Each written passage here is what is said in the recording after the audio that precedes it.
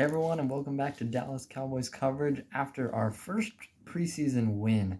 It was a great game, one of the best preseason games I've seen maybe ever. So I'm going to break it all down here, talk about any other news and rumors going around the Cowboys at this stage as now training camp has finished. We're preseason's in full swing, and before we know it, it's going to be time for more roster cuts, and the NFL season will be starting. Can't wait. So for now, I'm just going to break down the game against the Chargers. It was a great win. It was a great game. So I'm just going to break it all down: offense, defense, special teams. So let's get going. And I'm just going to start with special teams because KaVontae Turpin was amazing. He had 2 returns, 1 kick return, 1 punt return, both of them touchdowns. It was amazing. It was a 98-yard kickoff return, and the punt return, it was an 80-something yarder too. It was just 2 amazing returns. The speed, just how dynamic he looked in running. He didn't even look like he was going full speed, and he clocked in at over 20 miles an hour. That came out on Next Gen Stats today. It was just an incredible day for him. KaVontae Turpin, I was really excited about him when the Cowboys signed him. USFL MVP, it felt like we finally had a speed guy, sort of a gadget player, if you will. And that's something the Cowboys, it's been a little while since they've had. I liked Cedric Wilson last year with some of what he could do, sort of throwing the football, kind of, sort of a game changer type of player, an X factor, if you will. And KaVontae Turpin is it. This is the fastest player the Cowboys have had in a long time, besides Micah Parsons. Let's just stick with the offense. But he was just amazing. I mean, he'll play wide receiver, of course, but we saw him on the jet sweep making some plays, but obviously his number one spot is going to be that return specialist. Most of us initially thought punt return, but I was kind of hoping he'd do both, and we saw on full display his kick returning ability. So KaVontae Turpin is amazing. I think he's going to be one of the key players, one of the players to look out for, not just in the preseason, but really as one of the Cowboys' key contributors, because guys like that can make plays on special teams, that changes the game. Because last game, honestly, offensively was not the best. The passing game never really got going, but the Cowboys still dominated because of those 2 touchdowns. Without those, I mean, we may not have won that game. It matters, and he is really bringing something different to the table that we have not seen in a long time. He's by far, I think, the greatest return specialist I've ever seen, and it's just been 2 games. So, I don't want to overreact, but if he can be anything like that during the regular season, the Cowboys truly found a diamond in the rough from the USFL. So, just really excited for him. He is awesome. He has the speed, and I just can't wait to see what he can do during the regular season. So that was great. Kicking was fine. There were so many touchdowns, they didn't really kick much. Maher almost made that 61-yarder. I think we saw the power in his leg on full display there, as it was accurate. It just barely came up short. We know he can make those. And now my question is, can he make the 40s? The 40 to 49 range, the low 50s. We know he can make the short ones. We know he can make the very long ones. It's going to come down to those mid-range ones. If he can be consistent enough this year, then he'll win the kicker job. Liram Hajrullahu also made his field goal. It was a shorter one. And he's been fine. I just don't feel super confident about the power for Liram Hajrullahu. He just does not have the same leg strength as Brett Maher, and I just think Maher would be a better option at this point, but they'll continue to have both of them kick, and we'll see who ends up making the team. Vote down below. Who would you rather be the Cowboys kicker, Brett Maher or Liram Hajrullahu? For me, it's Maher, but let me know. All right, so we talked special teams. Anger, I think, had another solid game. I think we can count on him for sure as punter. He's solidified himself for sure. So as we started with special teams, so let's just, I'll go to the offense because they really was not too much to talk about. Cooper Rush, again, just an average game, I'd say. Will Greer, I think, played well in his preseason debut, and Ben DiNucci was also fine. So the backup quarterback position is really, no one's really ran away with it. I think we really were confident that it'd be Cooper Rush, but that's not really been the case. He's been sort of struggling to start in these first 2 games. Hasn't been bad, but just hasn't been great. He had that good game last year when he had to stand in for Dak, but other than that, that's really the only good performance we've seen out of him. So I think Will Greer could challenge him. He's really did play well throughout training camp. I think he had a solid game today. And Ben DiNucci, I think, is still a developmental guy. I don't see him being the number one backup. Maybe he makes it as a third string. We'll see if the Cowboys carry 3 quarterbacks this year. But either way, I think he's pretty safe on the practice squad because Mike McCarthy and staff clearly like him. And he's gotten better, so that's all you can ask for out of DiNucci. All right, running backs, that's been really good. The running game I've been very impressed with. It was really Rico Dowdle that stole the show today. I really liked Malik Davis last week. I didn't get to do a video last week. Sorry about that. I should have one, though, every week now from now on. We'll see how the schedule works out, but I think pretty good. So just couldn't make one last game, but Malik Davis would have been my player of the game. So I thought he played really well on the ground. He's been good. Aaron Champlin also played well and fewer reps, but still played well. But Rico Dowdle looked strong. I think he will most likely be that running back number 3 on the roster. But look for Malik Davis and Aaron Champlin to also fight for practice squad spots. So I thought that was great. The wide receivers, no one's really stuck out. I've been a little disappointed with Jalen Tolbert. I'm not freaking out. A lot of people have kind of been scared about that. I'm not too worried. It's just preseason. A lot of the throws to him weren't the best, but I definitely agree that you'd really want to see a lot more of him, considering to open the year at this point, if nothing changes on the roster, he's wide receiver number 2. And I'm not sure how I feel about that. If he was 3 or 4 entering the year and really had time to develop without having to be counted on as the main guy right out of the gates, along with CeeDee Lamb, of course, I'd feel a lot better because he's still a rookie, and I feel good about him, but he's not there yet. We saw him miss that touchdown catch. Should have been an easy, just toe drag. Wasn't able to get it done. And it's just things like that, just rookie mistakes that he's just going to have to continue to improve with. And it's okay. I'm not too concerned, but the thing is, he's going to have to step up and step up quick because he will be a day 1 starter if nothing changes at wide receiver. So look to see more out of him. Dennis Houston has been very good in training camp, has had a few, like 1 or 2 catches. Again, no one really stuck out, but he's been good overall in training camp and preseason along with Simi Fehoko. I think both of them could make the roster. TJ Vasher has had an exciting offseason. Hasn't done a whole lot in preseason. I really wish they'd given him more reps. But we'll see. I think he's most likely a practice squad option. But Dennis Houston and Simi Fehoko, look for them to make this team because right now you have CeeDee Lamb, you have Michael Gallup, and James Washington will start on injured reserve. I'd assume. Maybe not injured reserve for Gallup, but he won't play week 1. That's all I'm trying to say. So right now you have CeeDee Lamb, you have Jalen Tolbert. Number 3, I think, is Noah Brown. And then Simi Fehoko, Dennis Houston. Insert another wide receiver you think might make KaVontae Turpin. I'm sure will be there. But you don't really have very much at your receiver core, especially coming off of last year. Amari Cooper, CeeDee Lamb, Michael Gallup, maybe the top 3, one of the top 3 receiving trios in the league. And now to go from that to CeeDee Lamb, of course, as long as he doesn't do anything else to his foot. That was just a minor scratch, by the way. He did need stitches, though, so really got to make sure you're staying healthy. You can't risk anything as you're number 1, and there's just not a whole lot else. So I still wouldn't mind the Cowboys going after someone, maybe a veteran guy like Emmanuel Sanders or Cole Beasley, just to stand in until at least Michael Gallup is able to get back. But as of now, Jalen Tolbert, Dennis Houston, Simi Fehoko, Noah Brown got to step up because they're going to be day 1 starters possibly, and not sure how I feel about that right now. At tight end, on the other hand, I think that's been really good. Obviously, pencil in Dalton Schultz, but Jake Furgeson had some good catches and some good run after the catch, too. He played really well. He's played well in both preseason games. Look for him to be tight end number 2. And then the number 3 spot, I think, is going to be probably either Sean McEwen or Peyton Hendershot has also played well in the preseason. Jeremy Sprinkle has been out all preseason with, I believe, an Achilles injury. So maybe look for him to be a veteran roster casualty because he just has not been available, unfortunately. As for the offensive line play, I thought they were okay.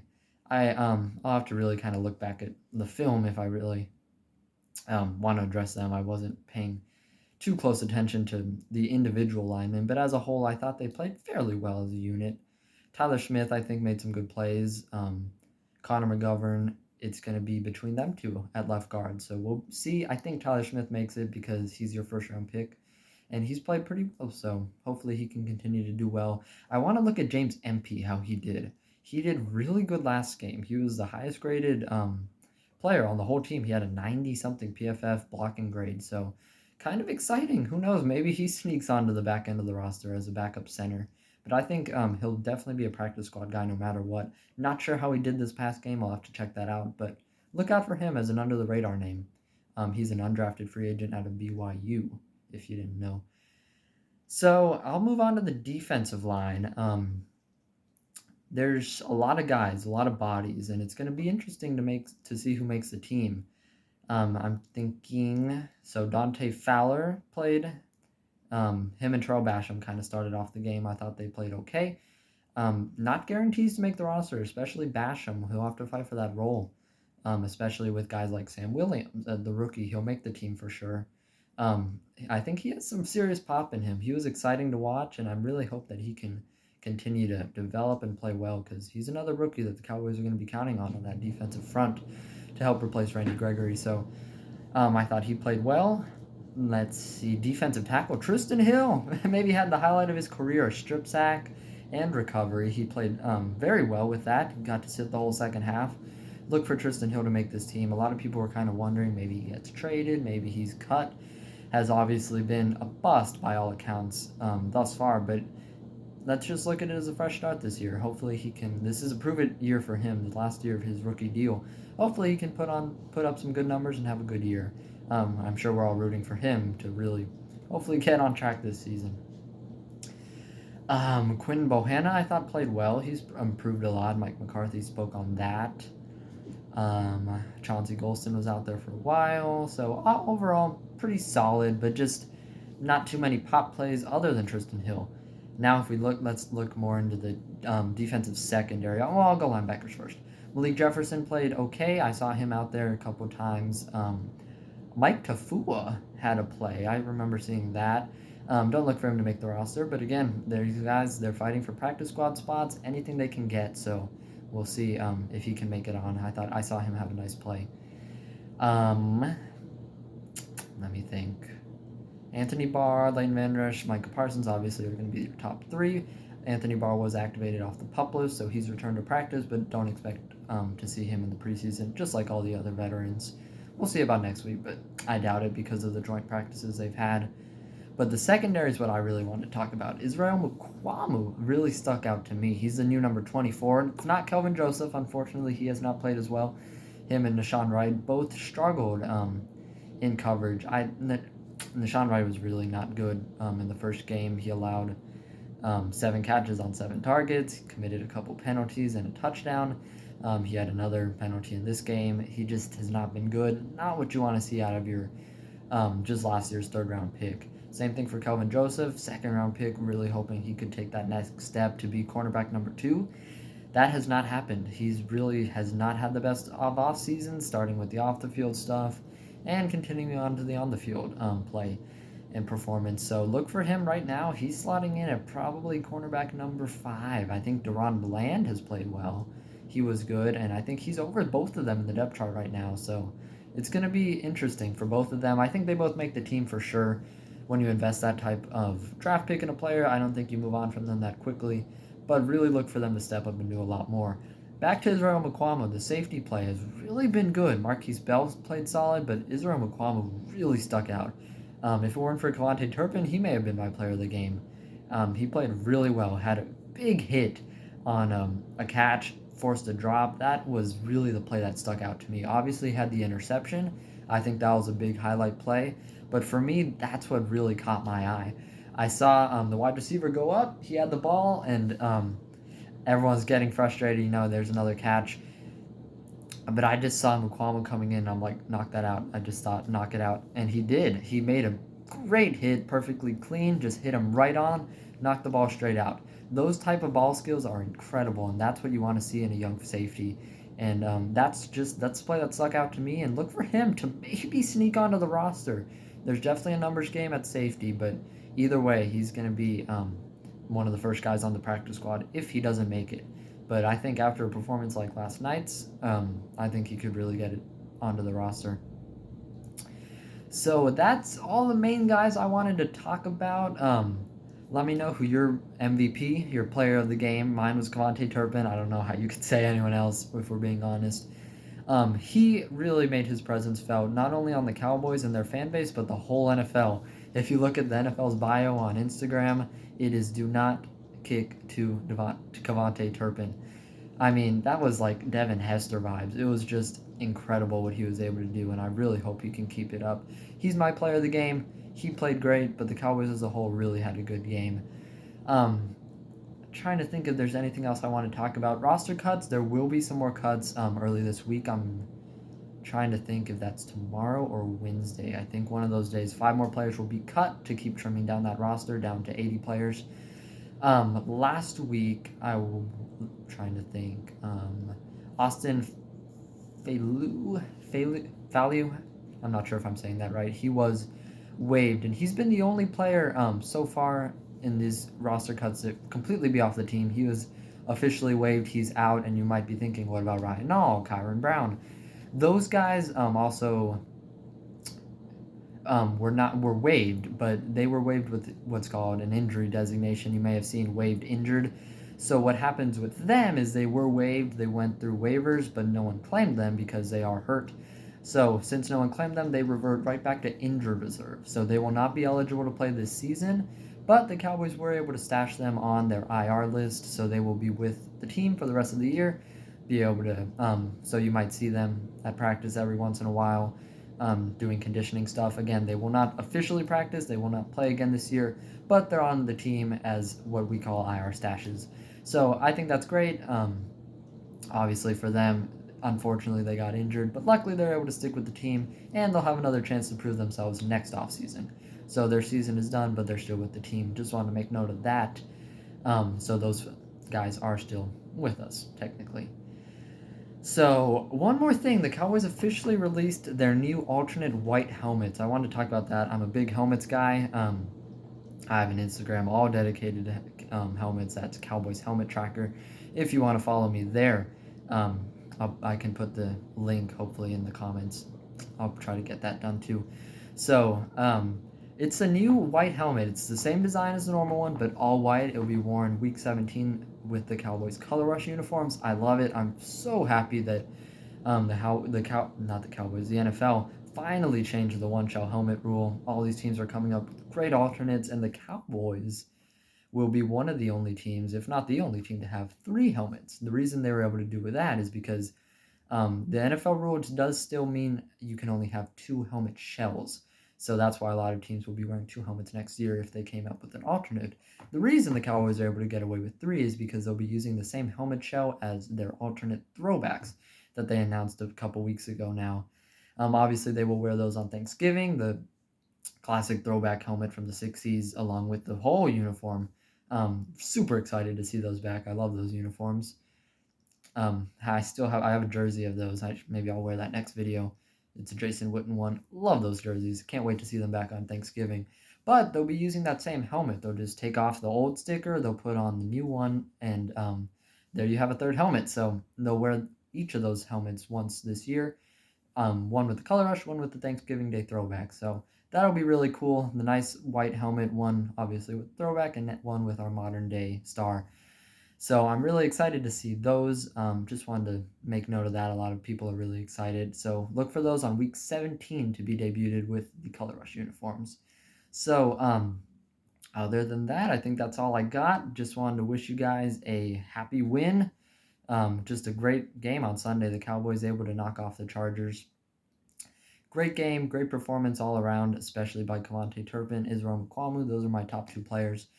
So let me know how you think we'll do in the Seahawks game. That'll be our final preseason game, and then we'll look towards the regular season. So thanks again for watching.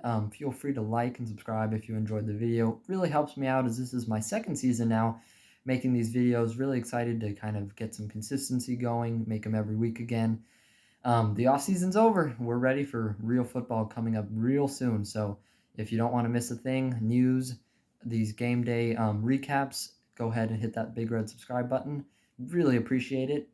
So thanks again for watching, and I'll see you guys next time.